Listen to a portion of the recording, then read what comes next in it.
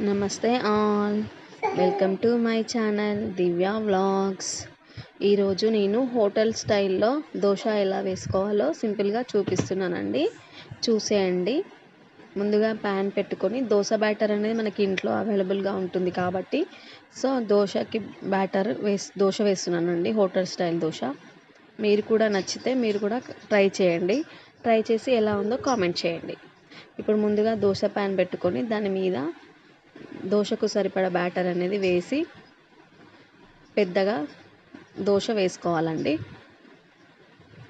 వేసుకున్న తర్వాత ఇప్పుడు కొంచెం లైట్గా ఆయిల్ అనేది వేసుకున్నానండి. ఆయిల్ వేసిన తర్వాత ఈలోపు మనము ఆనియన్స్, క్యారెట్ అనేది తురిమి పెట్టుకోవాలండి. ఆయిల్ అప్లై చేసిన తర్వాత అలాగే చాప్ చేసి పెట్టుకున్న ఆనియన్స్ని కూడా యాడ్ చేశానండి. ఈ దోశ అనేది మీడియం ఫ్లేమ్లో ఉంచి ఫ్రై చేసుకోవాలండి, కాల్చుకోవాలండి. ఇప్పుడు ఆనియన్స్ అండ్ అలాగే క్యారెట్ని తురుముకొని పెట్టుకోవాలండి. తురుముకున్న క్యారెట్ని కూడా యాడ్ చేసుకోవాలండి దాని మీద, దోశ మీద ఈవెన్గా.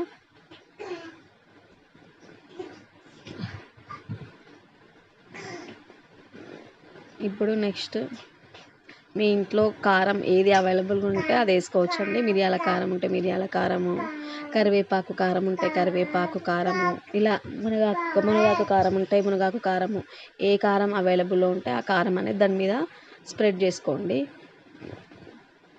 స్ప్రెడ్ చేసుకున్న తర్వాత లైట్గా అల్లం కూడా నేను తురుముకొని వేసుకున్నానండి. టేస్ట్ అనేది చాలా బాగుంటుందండి, ఒకసారి మీరు కూడా ట్రై చేయండి కంపల్సరీగా మీ ఇంట్లో. ఇప్పుడు స్పూన్ గరిటెతోటి ఇట్లా ప్రెస్ చేశానండి ఆనియన్స్ అనేవి దానికి దోశ మీద, ఎందుకంటే ఇట్లా ఊడిపోవండి నెక్స్ట్ మనం దోశ తీసినప్పుడు. దాన్ని ఇలా ప్రెస్ చేసుకోవాలండి ఒకసారి. ప్రెస్ చేసుకున్న తర్వాత ఇప్పుడు దోశని తీయాలండి.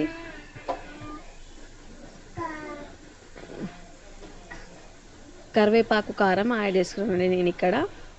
అసలు టేస్ట్ అయితే సూపర్ ఉందండి. దీని కాంబినేషన్లో ఇంకా టమాటో చట్నీ కానీ పల్లి చట్నీ కానీ తీసుకున్నామంటే అసలు సూపర్ ఉంటుందండి. నేనైతే చట్నీ లేకుండానే తినేస్తాను ఒక్కొక్కసారి, ఇలానే చట్నీ ఉంటే చట్నీతో కూడా తింటే ఇంకా సూపర్ ఉంటుందండి.